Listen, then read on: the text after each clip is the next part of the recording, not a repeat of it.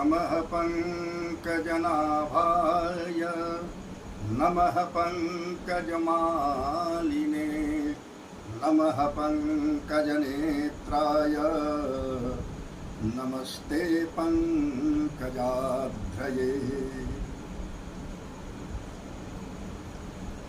उद्धव से भगवान कहते हैं, अय उद्धव, मेरी गोपियां मुझ में तन्मय चित्त वाली मदरते त्यक्ति देहिकाएं हैं। गोपियों का आदर्श प्रेम सामने रखकर भगवान की भक्ति करनी चाहिए।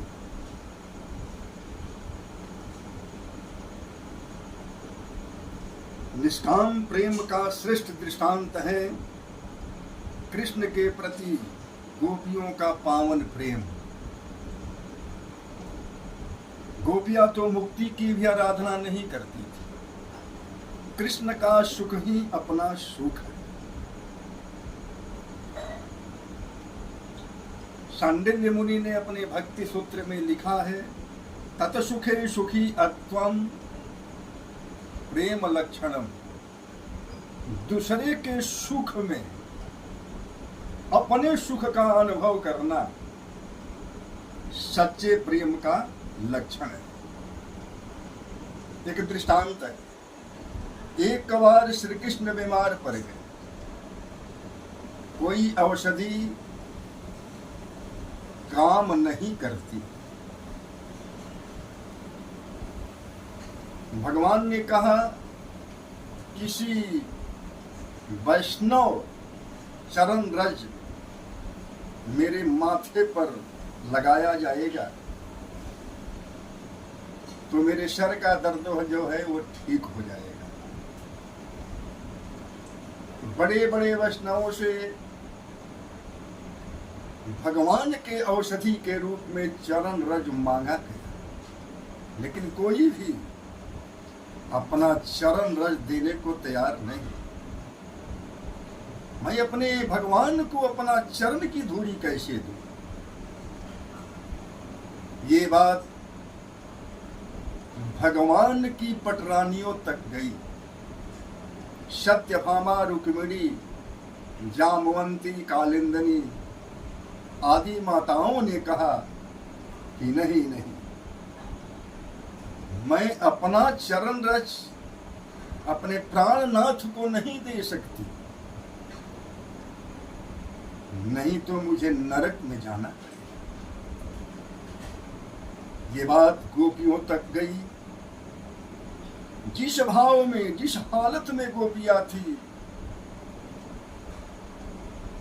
दौड़ती हुई कृष्ण के पास आई। इसके लिए मुझे आजीवन नरकवास मंजूर है, लेकिन अपना कन्हैया यदि हम सबके चरण रज से यदि चंगा हो जाता है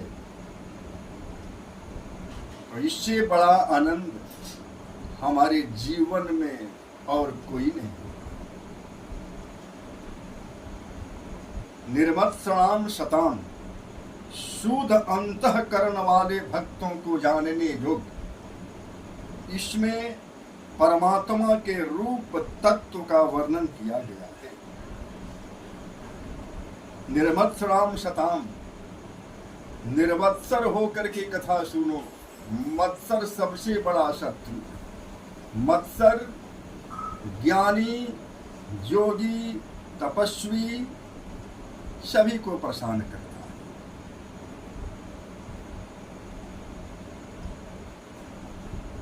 सुत जी से शौनक ऋषियों का प्रश्न। नैमिषारण्य में 88,000 ऋषियों का एक ब्रह्म सत्र, उसमें सूत जी अपने शिष्यों के साथ पधारे। शौनक जी ने हाथ जोड़ करके सूत जी से 3 प्रश्न किए। जीव मात्र का कल्याण कैसे हो सकता है? कल्याण का सुलभ और सरल मार्ग बताइए। कलयुग के शक्तिहीन मनुष्य जिसका उपयोग कर सके ऐसा कोई साधन बताइए। शास्त्र कहता है कि 100 काम छोड़ करके भोजन करो, 1000 काम छोड़ करके स्नान करो, 1,00,000 काम त्याग करके दान करो और करोड़ काम छोड़ करके भगवान का भजन करो। शतम विहाय भोक्तव्यम सहस्त्रम आसनम आचरेत् लक्षम विहाय दातव्यम कौटिक्त्वा हरि भसे। सूत जी कहते हैं कि आप सब धन्य हैं, आपके अंदर भगवान की भक्ति है, इसलिए आप कथा श्रवण के अधिकारी।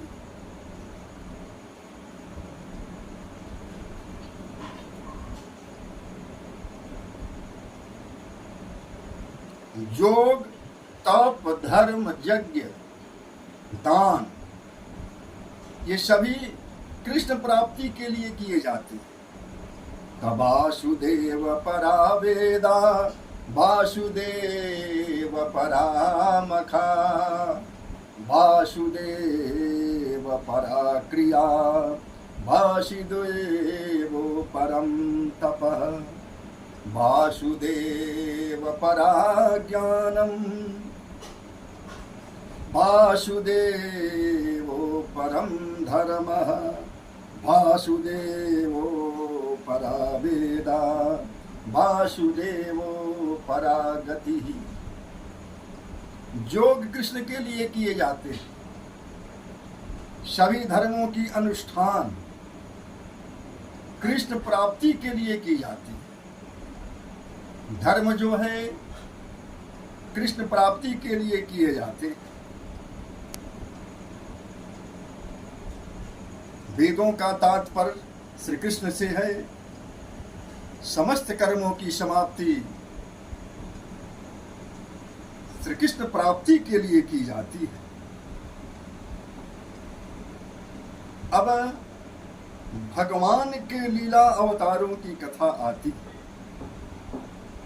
शौनक जी ने सूत जी से पूछा कि सृष्टि के आदि में भगवान सृष्टि की रचना कैसे करते हैं? जगृहे पौरुष रूपम भगवान महदादिभिः संभूत षोडश कलो माधो लोकसी सृक्षया।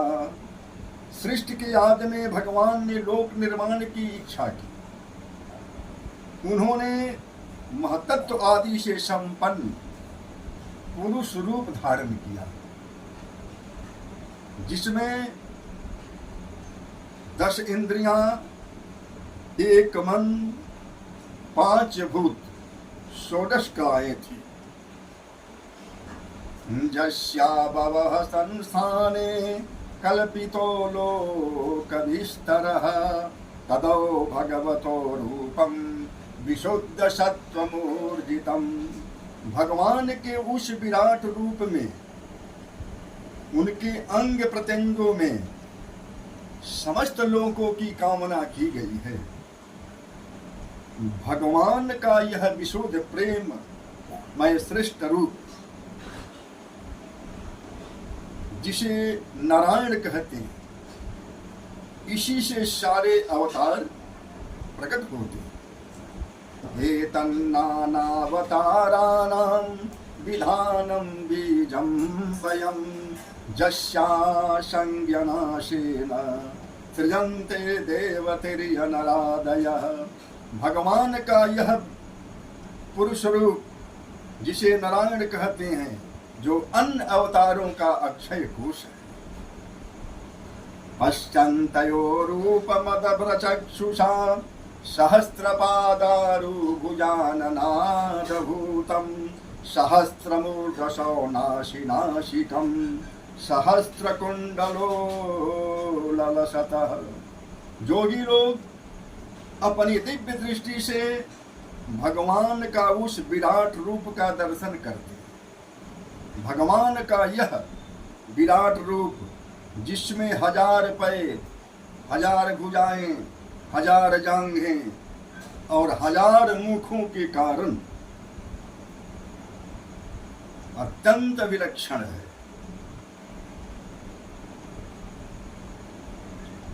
ऐसे इस धराधाम में भगवान के 24 अवतार हो चुके हैं। सुत जी शौनक जी से कहते हैं कि सारे धर्म जीव के अंदर उतर आवे, वही भगवान का अवतार।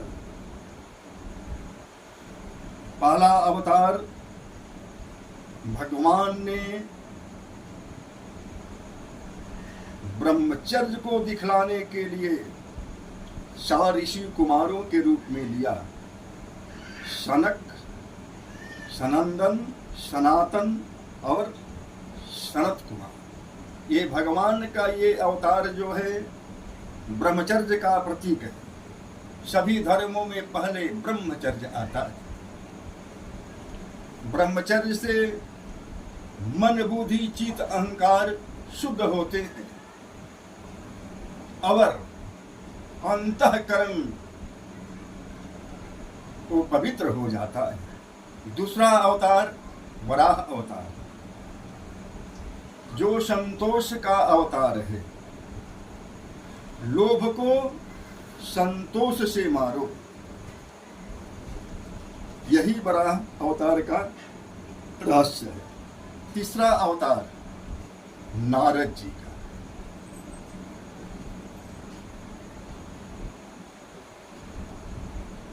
जीव के अंदर भक्ति होगा, संतोष होगा, ब्रह्मचर्य होगा, तो भक्ति को अपने आप आना पड़ेगा। इसलिए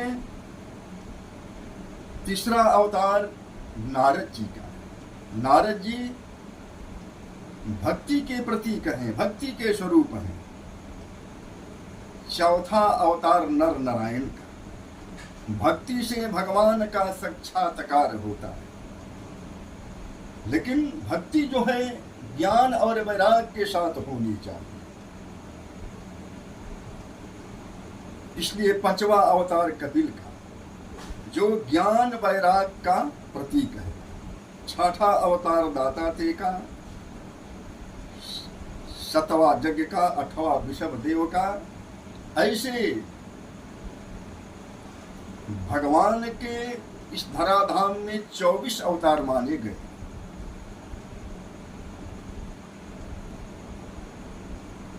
राम और कृष्ण दोनों पुण्य पुरुषोत्तम के अवतार हैं। दोनों पुण्य पुरुषोत्तम हैं। बाकी के सभी अवतार अंशा अवतार हैं। अल्प समय के लिए, अल्प जीवों की रक्षा के लिए जो अवतार होता है वो अंशा अवतार कहलाता है। अनंत जीवों की रक्षा के लिए, अनंत जीवों के कल्याण के लिए और अनंत काल के लिए जो भगवान का अवतार होता है वो पुण्य अवतार कहलाता है। ब्रह्मांड भी ईश्वर का स्वरूप है। शौनक जी से सूत से पूछा, व्यास जी ने श्रीमद् भागवत की रचना किस अभिप्राय से की और रचना करने के बाद इसका प्रचार किस तरह से और किसके द्वारा हुआ? सूत जी कहते हैं कि श्रवण करो। द्वापर के समाप्ति का समय था। रास्ते में केशव प्रयाग, रास्ते में बद्रिकाश्रम जाने में केशव प्रयाग पड़ता है। वहीं पर व्यास जी का आश्रम है। व्यास जी के आश्रम के चारों तरफ बैर के वृक्ष हैं। एक दिन व्यास जी को कली का दर्शन हुआ। आज से 5000 वर्ष बाद संसार में क्या होगा ये व्यास जी को दिखा। व्यास जी ने जैसा देखा वैसा लिख दिया। व्यास जी ने सोचा कि कलयुग के मनुष्य शक्तिहीन होंगे, वेद शास्त्रों का अध्ययन नहीं कर पाएंगे, इसलिए जीवों को कल्याण के लिए व्यास जी ने वेदों के 4 भाग किए। वेदों के तत्व को समझाने के लिए व्यास जी ने 17 पुराणों की रचना की। लेकिन पुराण तो वेदों पर भाष्य। स्त्री पतित द्विजाति वेद श्रवण के अधिकारी नहीं, सबका कल्याण हो, ऐसा विचार करके व्यास जी ने महाभारत की रचना की। महाभारत 5वां पुरुषार्थ है, 5वां वेद है।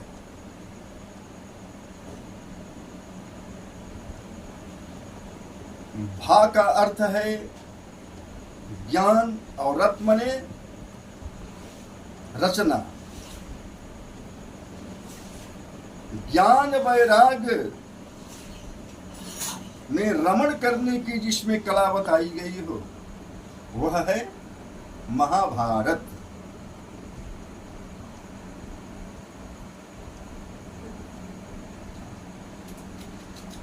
महाभारत एक समाज शास्त्र है।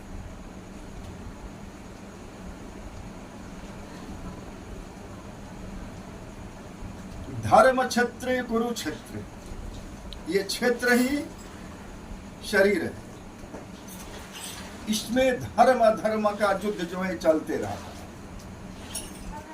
आसुरी प्रवृत्ति और दैवी प्रवृत्ति अनाद काल से चली आ रही है। दुख रूपी कौरव जो हैं धर्म को मारने के लिए अनेक बार आते हैं। धर्मराज और दुर्योधन रोज लड़ते। जय जय श्री राधे।